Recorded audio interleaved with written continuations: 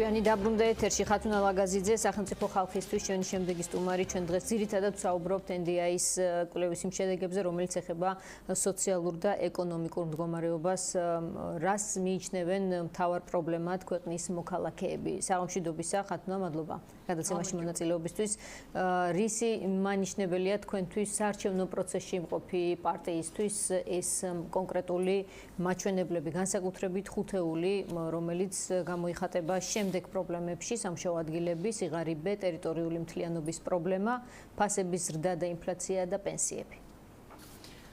მოგესალმებით.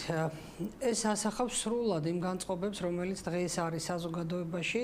ჩვენ შემოვიარეთ თითქმის მთელი საქართველო გარდა აჭარისა ამ ეტაპზე და მაღალმთიანეთისა პრობლემები არის ერთი და იგივე და ლამის თითქმის მიყვება იმ თანმიმდევრობას რომელიც ახლა თქვენ ჩამოთვალეთ. თითქოს ამაში სიახლე არაფერია ეს პრობლემები მემკვიდრეობით გადაეცემა საქართველოს ერთი ხელისუფლებიდან მეორეს და მე ვიტყოდი რომ გარდა იმ ნიშანდობლივი შეცდომებისა, გადაცდომებისა თუ დანაშაულებისა, რომელიც საქართველოს ყველა ხელისუფლებას სამწუხაროდ შლეიფად მოსდევდა, აი ამ პრობლემების ჩამონათვალი იყო ის საერთო, რომელიც ყველა ხელისუფლებას აერთიანებს სამწუხაროდ და მე ვიტყოდი რომ ყველაზე დიდი შეცდომა თუ დანაშაული საქართველოს ყველა ხელისუფლების დღემდე არის ის, რომ ეს მდგომარეობა კი არ უმჯობესდება დღეის მონაცემებით, როდესაც თქვენ ხვდებით საზოგადოების წარმომადგენლებს მდგომარეობა სოციალურ-ეკონომიკური თვალსაზრისით სულ უფრო და უფრო უკან მიდის.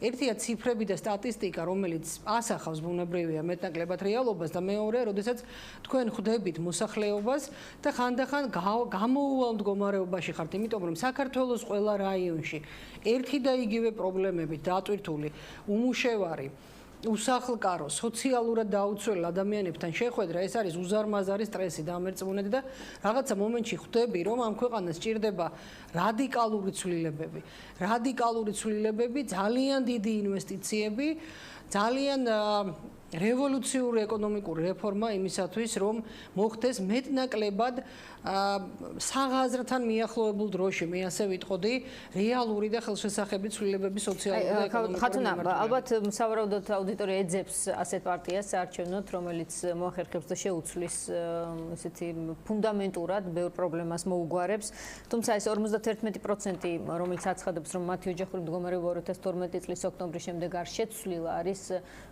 ძალიან სერიოზული მაჩვენებელი ნახევარზე მეტისთვის, ცოტათი მეტისთვის ამ ქვეყანაში 4 წლის განმავლობაში მათ პროგრესი არ შეხებია, მათ არ განუცდიათ გაუმჯობესება თავისი მდგომარეობის.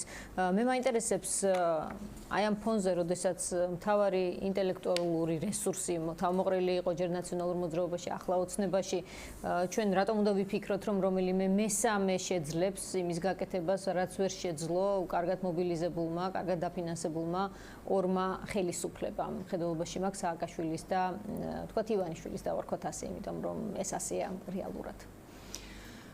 საინტერესო კითხვაა, თუმცა ეს ბუნების კანონია, მე ესე ვიტყოდი, დღევანდელი მონაცემები და ამას ალბათ დაადასტურებს ზეგ უკვე პოლიტიკური პარტიების რეიტინგები, დღეს უკვე არსებული პოლიტიკური სპექტრი ფაქტობრივად საზოგადოების სიმპათიის და მხარდაჭერის გარეშეა დარჩენილი მე მგულისხმობ დიდ ნაწილს იმედგაცრუება არის ძალიან მაღალი გეთანხმებით რომ როგორც დღევანდელმა ასევე წინამორბედმა ხელისუფლებებმა ვერ შეძლეს საზოგადოების სოციალურ-ეკონომიკური პრობლემების იმ დონეზე გადაჭრა მაინც რომ ადამიანები შიმშილის ზღვარზე არ იდგნენ და ეს არ იყოს წითელი ხაზი ასე ვთქვათ საგარეო პოლიტიკური ორიენტაციის განსაზღვრისას და ამაზეც ალბათ ვისაუბრებ. ახალცლებლად მოგვიანებით.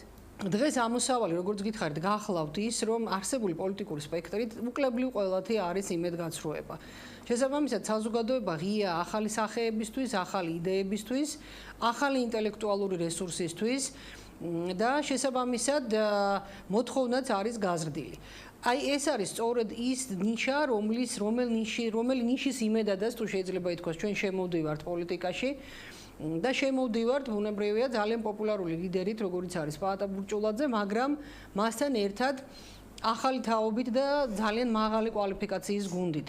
მე შემიძლია გითხრათ, რომ ის ეკონომიკური პროგრამა, რომელიც ჩვენმა გუნდმა დადო და ეს საკმაოდ ხანგრძლივი მუშაობის შედეგია, დღეს არამც თუ კონკურენციას გაუწევს ყველა არსებული პოლიტიკური პარტიის ეკონომიკურ ხედვას, არამედ არის ყველაზე კვალიფიციური და ყველაზე რეალურ ხედვებს ითვალისწინებს და ხედვებია მასში ჩადებული, როგორ უნდა მოხდეს სწრაფი ეკონომიკური რევოლუცია ქვეყანაში. სხვაგვარად ჩვენ ნელი განვითარების ტემპებით ამ ქვეყანას უბრალოდ ვერ განვავითარებთ და როდესაც თქვენ ამბობთ, რომ უпростоრად კვლევითი ორგანიზაცია ამბობს, რომ 51% საზოგადოებისა ვერ გრძნობს გაუმჯობესებას 4 წლის განმავლობაში, ეს რეალურად ნიშნავს იმას, რომ ამ ხალხის მდგომარეობა უკან მიდის.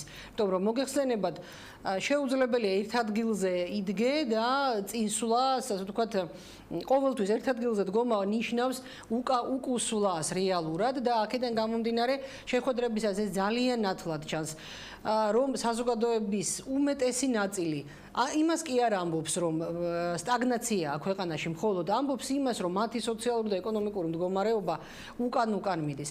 აქ ბევრი ფაქტორებია მნიშვნელოვანი, გარდა იმ საგარეო პოლიტიკური და ეკონომიკური ფონისა, რომელიც დაემჩნია ქვეყანას, ასევე ისიც, რომ დღევანდელი ხელისუფლება არ არის ის ხელისუფლება, რომელსაც დიდი მასშტაბის ეკონომიკურ პროექტებს, ეკონომიკურ დახმარებას ანდობდა დასავლეთი. ესეც არის გადამწყვეტი. დასავლეთის ძალიან ბევრი ქვეყნის კოლეგები, წარმომადგენლები, მათ შორის საქართველოში პირად საუბრებში ხშირად ამბობენ, რომ დღევანდელი საქართველოს ხელისუფლება არც თავად იკლავს თავს იმითი, რომ ეკონომიკური დახმარება, მათ შორის გრანტები, მიზანმიმართული დახმარებები ინფრასტრუქტურულ პროექტებზე თუ ინვესტიციებზე მოიზიდოს ქვეყანა და არც დასავლური პოლიტიკური ელიტები ენდობიან დღევანდელ ხელისუფლებას იმდენად, რომ საქართველოში დიდი მასშტაბის ეკონომიკური ინვესტიციები განახორციელონ. არა და ამის გარეშე შეუძლებელია ამ ქვეყნის ფეხზე დაყენება. დიახ, მიუხედავად იმისა, რომ ხუთეული არსებობს პრობლემების მთავარი ეროვნული საკითხების, რომელიც არის როგორც პრობლემა გამოხატული გამოკვლევ კვლევაში, მაინც როდესაც ვადარებთ ამ კვლევის წინათვეების მაჩვენებლებს, მაინც არის პროგრესი კმაყოფილების მიმართულებით, ანუ დადებითი ტენდენცია იკვეთება, აი ორი მონაცემი მინდა გითხრათ, რესპონდენტების 17% მიიჩნევს, რომ მათი ოჯახების მდგომარეობა 2012 წლის ოქტომბრის შემდეგ გაუმჯობესებულია, რაც 7%-იანი ზრდა არის 2016 წლის მარტის შემდეგ. ასევე რესპონდენტების რაოდენობა, რომლებიც ფიქრობენ, რომ მათი მდგომარეობა გაუარეს და 2016 წლის მარტში არსებული 42%-დან 32%-მდეა შემცირებული. აი ეს ორი მაჩვენებელი მაინც ნიშნავს, რომ შეიძლება თქვენ რაც თქვით პროგრესი ნელია, მაგრამ პროგრესი არის სახეზე, იმიტომ რომ 10% არის თქვათ გადმონაცვლებული მათ შორის, ვინც აღარ მიიჩნევს, რომ მათი მდგომარეობა გაუარესებულია. ეს არის თუ არა უკვე შეგიძლიათ თუ არა მიხედავთ თქვენი ოპოზიციური განწყობისა, თქვათ რომ არის დადებითი ტენდენცია ხელისუფლებისთვის. ის რა მე ამას ჩემს ოპოზიციურ განწყობას ნაკლებად დავაბრალებდი, მე მაქსიმალურად ვცდილობ ვიყო ობიექტური, თუმცა შეიძლება უფრო კრიტიკული ვიდრე ვიყავი ჩემი ასე ვთქვათ ექსპერტული წარსულის პერიოდში, მაგრამ არასდროს ვიტყვი, რომ თეთრზე შავია და შავზე თეთრი. ამ პრინციპს მე ყოველთვის პოლიტიკაში ყოფნისასაც შევინარჩუნებ. ის 10% მოდის რაზე გეტყვით? მოდის წინასაარჩევნო პერიოდზე და წინასაარჩევნო პერიოდში ხელისუფლების გააქტიურებაზე.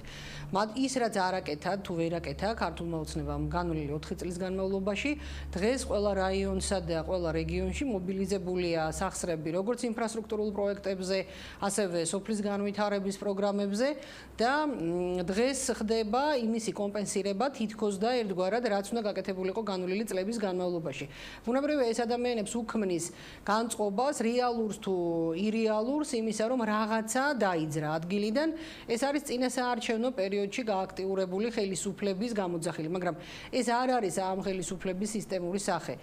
სამწუხაროდ და გარდა ამისა, ის რაც ხელისუფლება მთელი ამ წლების განმავლობაში უარს ამბობდა PR-ზე, ეხლა იძულებულია უბრალოდ PR-ი ჩართოს საქმეში, იმიტომ რომ როგორც მოგეხსენებათ, წინასაარჩევნო პერიოდია. მე მინდა ორივე სიტყვით დაუბრუნდე თქვენს წინა კითხვას, რითი ვაპირებთ, რომ რატომ გვაქვს ასეთი ამბიცია გავაკეთოთ ის, რაც ვერ გააკეთა ვერც სააკაშვილის და ვერც ივანიშვილის ხელისუფლებამ. სწორედ იმიტომ, რომ ჩვენ მოყვავს პროფესიონალთა გუნდი და პაატა ბურჭულაძის მაღალი რეიტინგის მთავარი წონა სწორედ ეს იქნება, რომ ის შემოიყვანს ახალთაობას, პროფესიონალთა ახალთაობას, ჩვენ გვექნება და გვაქვს სოფლის განვითარების ძალიან მნიშვნელოვანი პროგრამა, რომელიც გავლილია, ასე ვთქვათ, რომელსაც ტესტირება აქვს გავლილი საქართველოს ფერმერთა ძალიან დიდ ნაწილთან, ფერმერთა ასოციაციებთან, ეკონომიკის ტურიზმის სფეროს განვითარების, საგადასახადო რეფორმირების პროგრამა, აღარაფერს საუბრობ საპენსიო და სოციალურ შეღავათებზე ერთი მარტივი მიზეზის გამო. და ამ შემთხვევაში მე ჩემს ასე ვთქვათ ექსპერტულ გამოცდილებას მოვიშველიებ, მთავარი პლუსი, რაც ამ წინასაარჩევნო პერიოდში გამოიკვეთა, ეს არის საზოგადოების ზრდა. საზოგადოება დღეს არის ისეთი გაზრდილი და ისეთი მომთხოვნი, როგორც არასდროს. მას აღარ ჭირდება ფუჭი დაპირებები არავისგან, აღარ ისმენს იმას, შენ 50 თუ 90 ლარით მომუმატებ თუ დაუკლებ პენსიას, მას ჭირდება ძალიან კონკრეტული ხედვა, როგორ აპირებ შენ ამ ბიუჯეტში ამ თანხების მობილიზებას. როგორ აპირებ ეკონომიკის ფეხზე დაყენებას, იმიტომ რომ ფეხზე დამდგარი ეკონომიკა თავისთავად ნიშნავს გაზრდილ სოციალურ დახმარებას, გაზრდილ პენსიას, გაზრდილ სამუშაო ადგილების. კონკრეტი გამით უმეტეს დაპირებების თვალსაზრისით პარტიების პროგრამებს არაკლია, მთავარია აუდიტორიამ მიაგნოს აი სწორედ პასუხს კითხვაზე როგორ მოხდება ამ დაპირებების შესრულება და ამისთვის რა თქმა უნდა ჩვენი სივრცე ყოველთვის დაგეთმობა თქვენ პარტიებს, რომ ინფორმირებული არჩევანის გაკეთების შესაძლებლობა მივცეთ ჩვენს აუდიტორიას. მე ხლა მინდა რომ საგარეო თემაზე გადავერთოთ, მაჩვენებელი როგორ არის განლაგება დასავლურ და პრორუსულ მიმართულებებს შორის 58% მიიჩნევს, რომ პროდასავლური უნდა იყოს საქართველოს საგარეო მიმართულებით სულა, თუმცა უნდა შეინარჩუნოს კარგი ურთიერთობა რუსეთთან. 48% მარტში ეს იყო 52% და რესპონდენტთა 20% მარტში იყო 16%, პასუხობს, რომ პრორუსული უნდა იყოს კურსი, თუმცა უნდა შეინარჩუნოს კარგი ურთიერთობა ევროკავშირთან და ნატოსთან. 20% საკმაოდ ესეთი ვინც ფიქრობს, რომ ქვეყნისთვის ერთადერთი გამოსავალი დასავლური კურსია, მათთვის ეს 20% შეიძლება ვთქვათ, რომ იყოს საგანგაშო. იცით რა, ესეც საზოგადოებას ძალიან სწრაფად აისახება ნებისმიერი ინფორმაცია, რომელიც მათთვის არის მნიშვნელოვანი. მე ვფიქრობ, რომ აქ ორი ფაქტორის თანხვედრასთან გვაქვს საქმე, რამაც გავლენა მოახდინა, ასე ვთქვათ, პრორუსული ორიენტაციის მქონე ამომრჩეველთა ზრდაზე და შემცირებაზე, პროდასავლური ორიენტაციის ამომრჩევლის. ეს გახლავთ ვიზა ლიბერალიზაციის გარშემო ატეხილი ხმაური. ეს არის ერთის მხრივ იმედის გაცვლება საქართველოს ხელისუფლების მიმართ, რომელმაც ვერ შეძლო და ლოგიკურ დასასრულამდე ვერ მიიყვანა ვიზა ლიბერალიზაციის პროცესი და ეს რეალურად მისი ასე ვთქვათ, ნაკლები მონდომების და მისი შეცდომების ბრალია, როგორადაც არ უნდა გამოიდონ მათ თავი, მათ გაცილებით ნაკლებ დროში შეეძლოთ ამ პროცესის დასრულება და მეორე მხარე თავად ევროკავშირი, რომელიც ამ პროცესის მთავარი ფიგურანტია, მის მიმართაც ბუნებრივია იმედგაცრუებას იწვევს ამ ვიზა ლიბერალიზაციის უვიზო რეჟიმის პროცესის შეჩერება საქართველოს მოსახლეობაში. მე ჯერ კიდევ ერთი წლის თუ წელიწადნახევრის წინ ვიძახდი, რომ საქართველოს პროდასალურმა პარტიებმა და ხელისუფლებამ ყველაფერი უნდა გააკეთოს იმისთვის, რომ ეს პროცესი მოესწროს არჩევნებამდე, იმიტომ რომ პროდასალურ პარტიებს ჰქონდეთ რეალური და ხელშესახები მიღწევა მისეტანი საკუთარ ამომრჩევლამდე. ეს ერთი და მეორე რუსული ბაზარი. მოგეხსენებათ, ხილის პერიოდია და კახეთში განსაკუთრებით ძალიან მწვავეა ეს პრობლემა, იმიტომ რომ კახეთში მოწეული ხილის საკმაოდ დიდი ნაწილი ვერ შეძლეს და ვერ გაიტანეს ბაზარზე გლეხებმა, ან ფასია იმდენად წამგებიანი, რომ უბრალოდ გასაყიდ ობიექტებამდე მიტანის ხარჯებსაც ვერ ფარავს, ასე რომ ესეც არის ძალიან მნიშვნელოვანი ფაქტორი, რომელიც ურტყამს, ასე ვთქვათ, პროდასავლურ კურსს და როგორ გითხრათ, ერთგვარი ილუზიაა შექმნილი, რომ რუსული ბაზარი საქართველოსთვის არის პანაცეა და ხსნელი. ეს მხოლოდ ხათნა მე მაქვს კითხვა, ეს მხოლოდ შიდა თემებია თუ ამაზე იხარჯება დიდი რესურსი თვითონ რუსეთიდან, რომელიც ვთქვათ აკუმულირდება როგორც პოლიტიკურ პარტიებში, ასევე არასამთავრობო სექტორში, მედიაში და ასე შემდეგ. ბუნებრივია, ამაზე ჩვენ დიდი ხანია უკვე საუბრობთ, რომ რუსული პროპაგანდის გავლენა საქართველოზე არის ძალიან ძლავრი და ეს ნაკადები ბოლო 2 წლის განმავლობაში ძალიან ზემოქმედებდა საქართველოს საზოგადოებაზე და რა თქმა უნდა ეს არის მისი გამოძახილიც, მაგრამ ერთი მე რაც მაიმედებს გახლავთ პრორუსული პარტიების ძალიან დაბალი რეიტინგი. ვერც ერთი მათგანი 5%-იან ბარიერს ვერ უახლოვდება. ამაში თქვენ ზეგაც დარწმუნდებით და ყოველგვარი კვლევის მიღმა საზოგადოებასთან ამომრჩეველთა ხალხთან პირადი ურთიერთობა გაცილებით უფრო კარგი ინდიკატორია და რეალურ ინფორმაციას გაწვდეს. ამიტომ მე შემიძლია დაბეჭდებით გითხრათ, მათ შორისაც კი, ვისაც აქვს პრორუსული განწყობა, საქართველოში დღეს არსებული პრორუსული პარტიები სიმპათიით და მხარდაჭერით არ სარგებლობენ. ამიტომაც ვერ ვიტყვი, რომ განსაკუთრებით საგანგაშოა სიტუაცია, ანუ შეიძლება განწყობა კონდეს არა მაინც და მაინც დასავლეთის მხარდაჭერისა საქართველოს მოსახლეობის აი იმ პროცენტს 20%-ს დაახლოებით თუ უფრო ნაკლებს, მაგრამ ისინი ვერ ხედავენ დღეს არსებულ პარტიებში, პრორუსულ პარტიებში დასაყრდენს და რეალურ ძალას. ასე რომ საქართველოს პარლამენტი მე სულ მეშინოდა რომ არ დაგიმალოთ ეთერში არაერთხელ მithქვამს, იმიტომ რომ საზოგადოებასთან ასეთი ხშირი ყოველდღიური შეხება მაშინ არ მქონდა, როდესაც ასე ვთქვათ უსაფრთხოების ექსპერტის რანგში მოღვაწეობდი და ძირითადად ამ რუსული პროპაგანდისტული ნაკადების ანალიზით და სწორედ სოციოლოგიური კვლევის შედეგების ანალიზით ვაკეთებდი დასკვნებს. და რეალური ურთიერთობა კიდევ სხვა სურათს გაძლევს და მაშინ გაცილებით უფრო მეშინოდა რომ მომავალ პარლამენტში პრორუსული ძალების დიდი კონცენტრაცია იქნებოდა. მოკლედ თქვენ ახლა ისინი აღარ მიგაჩნიათ კონკურენტებად.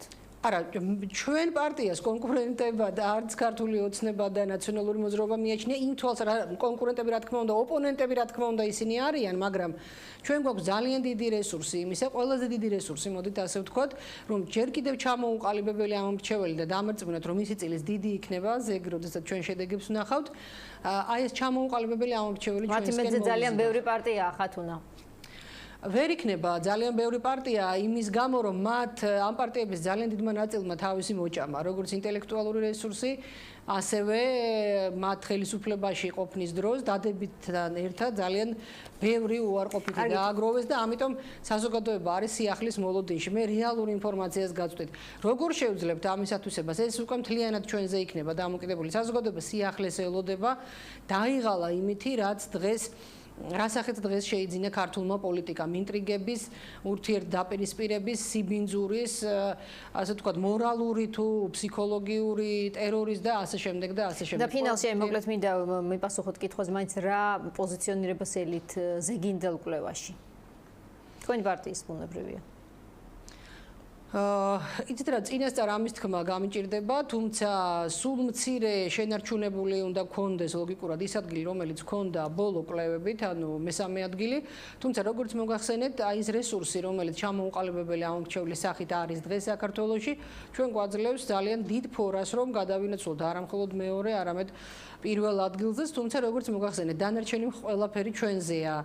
დამოკიდებული რამდენად შევძლებთ საზოგადოების დარწმუნებას იმაში, რომ ჩვენს პარტიას რეალურად შეუძლია ქვეყანა გაიყვანოს სამშვიდობოს და განვითარების ძალიან სწრაფი ტემპებით წაიყვანოს წინ. ხათუნა ლაგაზიძე, სახელმწიფო ხალხისთვის წარმომადგენელი, საუბრობდა ჩვენთან ეთერში. ჩვენ დავბრუნდებით რეკლამის შემდეგ, დავით ზურაბიშვილი რესპუბლიკური პარტიიდან იქნება ჩვენი შემდეგი სტუმარი, ასე რომ დაგველოდეთ.